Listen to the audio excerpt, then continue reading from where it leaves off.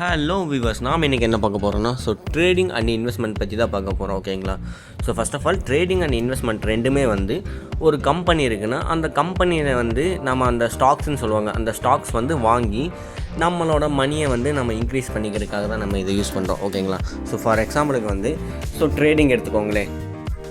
Trading அப்படிங்கிறது என்னென்னா நீங்கள் ஒரு ஸ்டாக்ஸ், அதாவது ஒரு ஸ்டாக் வாங்குறீங்க, ஒரு கம்பெனியில் ஒரு ஸ்டாக் வாங்குறீங்க. அந்த ஸ்டாக்கை வச்சு நீங்கள் ட்ரேட் பண்ணுறீங்க. எப்படின்னா அந்த கம்பெனி மேலே போகுமா இல்லை மார்க்கெட்லேருந்து கொஞ்சம் கீழே வருமானு சொல்லிட்டு வாங்குறீங்க. அதை பொறுத்து உங்களுக்கு அமௌண்ட் வரும். ஓகேங்களா? ஃபார் எக்ஸாம்பிளுக்கு பார்த்தீங்கன்னா நீங்கள் அமேசான் வச்சுக்கோங்க. அந்த அமேசான் கம்பெனி நீங்கள் அதாவது ட்ரேட் பண்ணுறீங்க. அந்த கம்பெனிக்கு ஒரு ஸ்டாக் வாங்கி அதை ட்ரேட் பண்ணுறீங்க. நீங்கள் இப்போ ஒரு 10 மணின்னு வச்சுக்கோங்களேன், காலையில் ஒரு 10 மணி. அடுத்து 10:10க்கு நீங்கள் பார்க்கும்போது ஒருவேளை இன்க்ரீஸ் ஆகிடுச்சுன்னா உங்களுக்கு ப்ராஃபிட்டு. ஓகேங்களா? அதுவே டிக்ரீஸ் ஆகிடுச்சுன்னா உங்களுக்கு லாஸ். கரெக்டான டைமில் நீங்கள் அந்த ட்ரேடை நீங்கள் சேல் பண்ணணும். அப்போ தான் உங்களுக்கு அமௌண்ட் உங்களுக்கு கிடைக்கும். ஓகேங்களா? ஒருவேளை விட்டுட்டிங்கன்னா உங்களுக்கு லாஸ். இதில் ரிஸ்க் ரொம்ப அதிகமாக இருக்கும். ஓகேங்களா? ஓகே, அடுத்த டாபிக் இன்வெஸ்ட்மெண்ட் சொல்கிறாங்க. ஓகேங்களா? இந்த இன்வெஸ்ட்மெண்ட் என்னென்னா ஒரு கம்பெனி, நான் சொன்னால் அமேசான் கம்பெனின்னு வச்சுக்கோங்களேன். அந்த அமேசான் கம்பெனி மேலே நீங்கள் ட்ரேட் பண்ணாமல் இன்வெஸ்ட் பண்ணுறீங்க. அது அமேசான் கம்பெனி ஒரு ஸ்டாக்ஸ் கொடுத்துருப்பான். அந்த ஸ்டாக்ஸில் அதில் நீங்கள் வாங்குறீங்க. ஓகேங்களா? இப்போ நான் ஒரு 10 ஸ்டாக்ஸ் வாங்குறேன் அமேசானில்.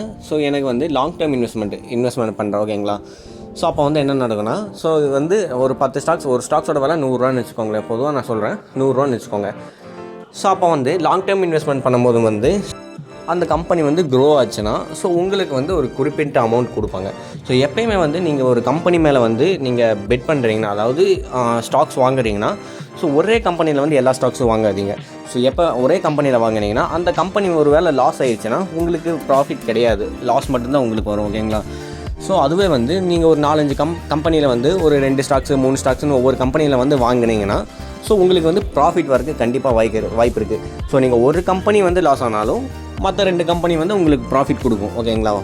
இப்போ உங்களுக்கு தெரிஞ்சிருக்கும் ட்ரேடிங் பெஸ்ட்டாக இல்லை இன்வெஸ்ட்மெண்ட் பெஸ்ட்டாக உங்களுக்கு தெரிஞ்சிருக்கும். ட்ரேடிங் பொறுத்தளவுக்கு ரிஸ்க்கு கொஞ்சம் அதிகமாக இருக்கும். நீங்கள் அப்பப்போ ட்ரேட் பண்ணும்போது உங்களுக்கு மேபி லாஸ் ஆகிறதுக்கு அதிக சான்ஸ் இருக்குது. அதே இன்வெஸ்ட்மெண்ட்னா அப்படி கிடையாது. லாங் டேர்ம் இன்வெஸ்ட்மெண்ட், ஃபார் எக்ஸாம்பிளுக்கு நீங்கள் 1 இயர் இன்வெஸ்ட்மெண்ட் இது பண்ணி நீங்கள் இன்வெஸ்ட் பண்ணுறீங்கன்னா அப்போ உங்களுக்கு ப்ராஃபிட் வரதுக்கு வாய்ப்பு இருக்குது. நான் சொன்ன மாதிரி நீங்கள் ஒரு 2-3 கம்பெனியோட ஸ்டாக்ஸ் வாங்கினா வாய்ப்பு இருக்குது. ஓகேங்களா? அதுவாக நீங்கள் இப்படி ஸ்டாக்ஸ் வாங்குறதுக்கு நீங்கள் ரிஸ்க் ரொம்ப இருக்கும். ஓகேங்களா? ஒரு வேளை இன்வெஸ்ட்மெண்ட்லேயும் ரிஸ்க் இருக்குது நான் சொல்லேன். ஃபார் எக்ஸாம்பிள் நீங்கள் முக்கியமாக நீங்கள் மியூச்சுவல் ஃபண்ட்ஸ்னு சொல்லுவாங்க. அதில் நீங்கள் இன்வெஸ்ட் பண்ணிடுங்க. அவங்க என்ன பண்ணுறாங்கன்னா எல்லா ரிஸ்க்கையும் அவங்க ஹேண்டில் பண்ணி கரெக்டான இதில் கொண்டு போயிடுறாங்க. ஓகேங்களா? மோஸ்ட்லி நீங்கள் எல்லாருமே மியூச்சுவல் ஃபண்ட்ஸில் இன்வெஸ்ட் பண்ண பாருங்கள். ஓகேங்களா? அப்படி இல்லைனா உங்களுக்கு எதுலேயுமே விருப்பம் இல்லைனா ஃபார் எக்ஸாம்பிள் நான் நேற்று அன்றைக்கி போன வீடியோவில் சொன்ன மாதிரி நீங்கள் கோல்டு மேலே இன்வெஸ்ட் பண்ணலாம். ஓகேங்களா? இப்போ நீங்கள் கோல்டு வாங்குறீங்க. எல்லாமே ஒன்று தான், எல்லாம் ஒரே கான்செப்ட் தான். நீங்கள் கோல்டு வாங்குறீங்க. அது ஃப்யூச்சரில் போக போக விலை எச்சாகலாம் கம்மியாகலாம். ஆனால் என்னை பொறுத்தளவுக்கு நீங்கள் ரிஸ்கே இல்லாமல் ஒரு பொருள், அதாவது பொருளாகவே உங்களுக்கு வேணும்னா என்னை பொறுத்தளவுக்கு நீங்கள் கோல்டு வாங்கிக்கிறது ரொம்ப நல்லது. ஓகேங்களா? அதான் எந்த ஒரு அதிக ரிஸ்க்கே கிடையாது. அதாவது ட்ரேடிங் ரிஸ்க் அதிகமானது, இன்வெஸ்ட்மெண்ட் ரிஸ்க் கம்மியானது. அதுவே கோல்டு எடுத்துக்கிட்டிங்கன்னா எல்லாத்தையும் கூட ரிஸ்க் கம்மியாக இருக்கும். ஓகேங்களா? ஆனால் நீங்கள் கோல்டு வாங்கும்போது செய்கூலி சேதாரம் எல்லாமே பார்த்து வாங்குங்க. அதுக்கான வீடியோ நான் உங்களுக்கு எப்படி நான் பார்த்து இது பண்ணுறது, அந்த கடைக்காரன் ஒரு வேளை ஏமாற்றிட்டானே என்ன பண்ணுறதுன்னு சொல்லிட்டு நான் அந்த வீடியோ நான் போட்டிருக்கேன். அதை நீங்கள் பார்த்து கொஞ்சம் தெளிவாக புரிஞ்சு பார்த்து கோல்டு வாங்குங்க. ஓகேங்களா? அவ்வளோதான் விவர்ஸ், இதோட இந்த டாபிக் முடிஞ்சுச்சு.